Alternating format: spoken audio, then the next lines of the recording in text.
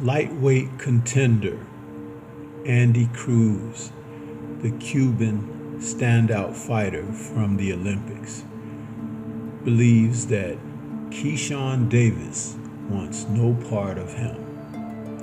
As he is about to face a new opponent this coming Saturday, February 26th, let's talk about Andy Cruz and what's next.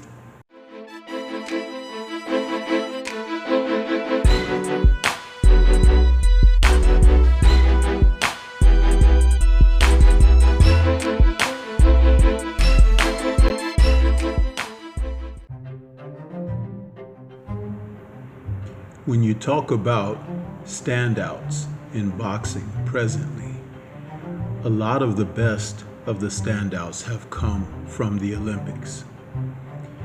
And certain standouts regionally have performed over generations, just like Cuban boxing sensation Andy Cruz, who has come to professional boxing to bring his show before the masses, as he is an accomplished fighter, decorated amateur, and now seeks to make his way in the professional rankings. He has responded with amusement this week leading up to a fight where he's going to perform on a card this Saturday, February 26th. He responded about Keyshawn Davis declining a fight against him when it was presented to Keyshawn. The highly ranked lightweight contender Keyshawn, who lost 4 times to Cruz in the amateurs, said Cruz needs to adapt to fighting in the US, meaning he's not interested in facing him. There is an article in Boxing News 24 that covers this story, as well as Andy Cruz's thoughts about Keyshawn Davis. To have faced one another 4 times in the amateurs, for the gusto, for the awards, and Keyshawn come up short, knowing that the highly touted Keyshawn Davis is a young fighter with a bright future. What does that mean for Andy Cruz? As we look forward in this scheme of things, Cruz, who has taken a different approach, is facing more veteran fighters as he gets into the ring. And he realizes that Keyshawn is more focused on trying to talk his way into a fight against top-ranked fighter Teofimo Lopez. And that's not likely to work, but you can't blame Keyshawn for trying, because he has learned that Cruz has his number and he isn't good enough to beat the talented Cuban, according to Boxing News 24. Now, with the improvements that Cruz is making with his trainer, Derek Bozy Ennis, dad of Jaron Boots Ennis, he says he will be very dangerous. His fighting style is becoming more like Jaron, where he's putting power in his shots, looking for knockouts and fighting in a skillful way that you don't see in the lightweight division from anyone.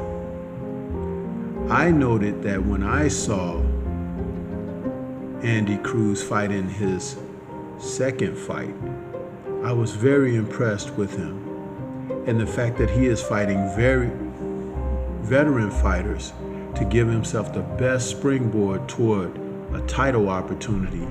It's similar to a path that Vasil Lomachenko took, but without the type of skill set that a fighter like Cruz has.